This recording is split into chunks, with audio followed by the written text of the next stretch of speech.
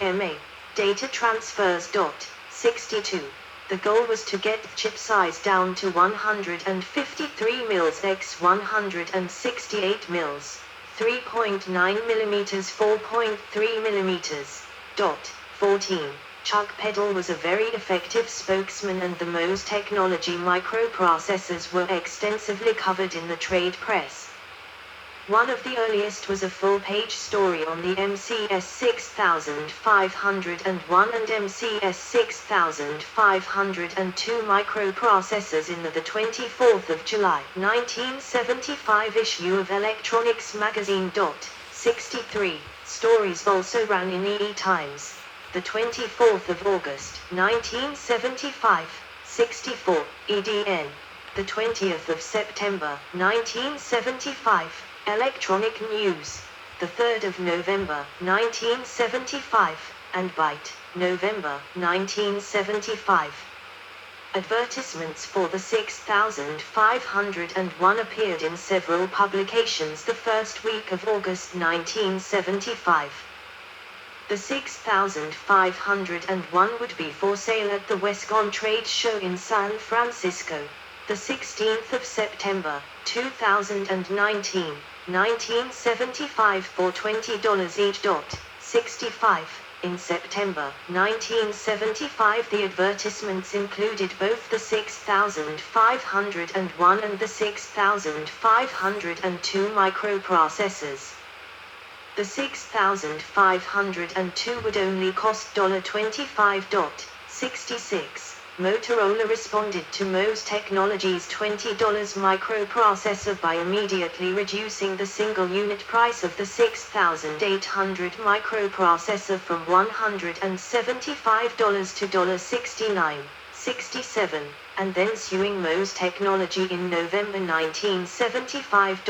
68. Motorola claimed that the 8 former Motorola engineers used technical information Motorola in the design of the 6501 and 6502 microprocessors. MOS Technology's other business calculator chips was declining due to a price war with Texas Instruments, so their financial backer, Alan Bradley, decided to limit the possible losses and sold the assets of MOS Technology back to founders. 27. The lawsuit was settled in April 1976 with MOS Technology dropping the 6501 chip that would plug into a Motorola 6800 socket and licensing Motorola's peripheral chips. 69. 70. Motorola reduced the single unit price of the 6800 to $35. 36. 71. The MOS Technology vs. Motorola lawsuit has developed a David and Goliath narrative over the years. One point was that Motorola did not have patents on the technology. This was technically true when the lawsuit was filed in late 1975. On the 30th of October 1974, before the 6800 was released, Motorola filed numerous patents applications on the microprocessor family, and over 20 patents were subsequently granted. The first was to Tom Bennett on the 8th of June 1976 for the 6800 internal address bus. 13. The second was to Bill Mensk on the 6th of July 1976 for the 6820 chip layout. 21. Many of these patents named several off-departing engineers as co-inventors.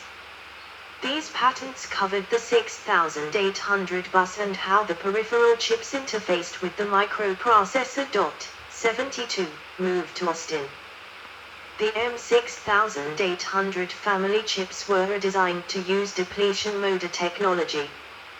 The MC6820 PI became the MC6821. Gary Daniels was designing ICS for electronic wristwatches when Motorola shut down their timepiece electronics unit. Tom Bennett offered him a job in the microprocessor group in November 1974. Bennett did not want to leave the Phoenix area, so Gary Daniels managed the microprocessor development in Austin. Daniels was microprocessor design manager for the next 10 years before he was promoted to a vice president. The first task was to redesign the 6800 MPU to improve the manufacturing yield and to operate at a faster clock. This designers depletion mode technology and was known internally as the MC6800D. The transistor count went from 4,000 to 5,000, but the area was reduced from 29.0mm to 16.5mm, allowing the price of the CPU to be lowered to $35. The maximum clock rate for selected parts doubled to 2 MHz. The other chips in the M6800. Yes. Is 6:20. I think take a break because I'm going to watch the news in the Danish television in 10 minutes. And every day, the last 81 days, I made a video about this war in Ukraine. But I do that in Danish.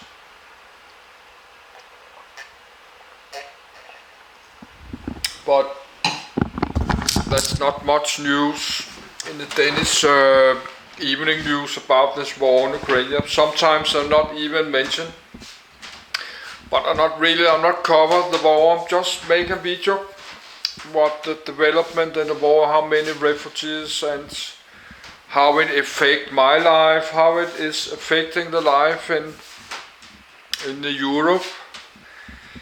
So and yes, it's evening for me and always sleeping when I get up in the morning, so now actually I'm starting to getting tired. But I will finish this. I like to read this about this computer chips, but of course I not understand everything. I not understand much of this because I'm not a computer chips designer or engineer or computer programmer, but I like to read it. So if I read it one more time later, then I will better understand. And I have this long read list. I will just follow this. And I was going to how you making this. Yes, but I will just follow my read list for now, because I spent 5 hours to do it. So I will just start upload this, and then I will finish this after the Danish news, and after I made this video in Danish about this war in Ukraine. Then I will finish this via page 9 of 20, so we're about more than half, I think.